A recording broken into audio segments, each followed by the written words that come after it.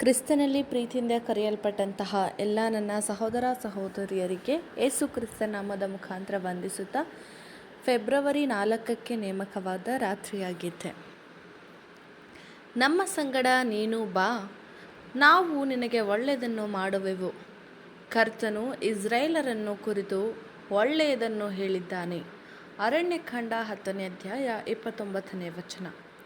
ಯಾರೆಲ್ಲ ನಮ್ಮೊಂದಿಗೆ ಬರುತ್ತಾರೋ ಅವರೆಲ್ಲರೂ ಆಶೀರ್ವಾದವನ್ನು ಪಡೆದುಕೊಳ್ಳುತ್ತಾರೆ, ಮತ್ತು ಯಾರನ್ನಾದರೂ ಹಾಗೆ ಬರುವುದಕ್ಕೆ ಪ್ರೇರೇಪಿಸುವಾಗ ನಾವು ಸಹ ಆಶೀರ್ವಾದವನ್ನು ಪಡೆದುಕೊಳ್ಳುತ್ತೇವೆ.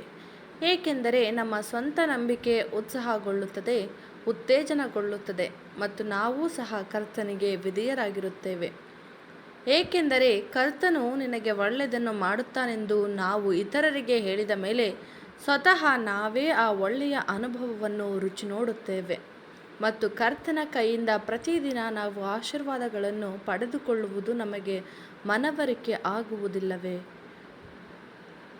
ಒಂದು ವೇಳೆ ಅವರು ನಮ್ಮೊಂದಿಗೆ ಬಂದರೆ ನಾವು ಒಂದು ನಿಮಿಷವನ್ನು ಅವರಿಗೆ ಸಲಹೆ ನೀಡಿ ಅದರಿಂದ ಆಶೀರ್ವಾದ ಉಂಟಾಗುತ್ತದೆ ಎಂದು ನಾವು ವಾಗ್ದಾನ ಮಾಡಿದ ಮೇಲೆ ಅದು ನಮ್ಮನ್ನು ಗುಣಗುಟ್ಟದಂತೆ ಹಾಗೂ ದೂರು ಹೇಳದಂತೆ ಕಾಪಾಡುತ್ತದೆ, ಮತ್ತು ಕರ್ತನಿಂದ ಯಾವಾಗಲೂ ನಾವು ಒಳ್ಳೆಯದನ್ನೇ ಪಡೆದುಕೊಳ್ಳುತ್ತೇವೆ ಎಂಬುದು ವ್ಯಕ್ತವಾಗುತ್ತದೆ.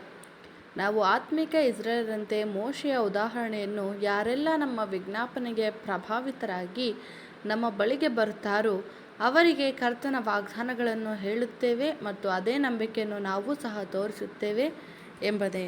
ಆಮೆನ್.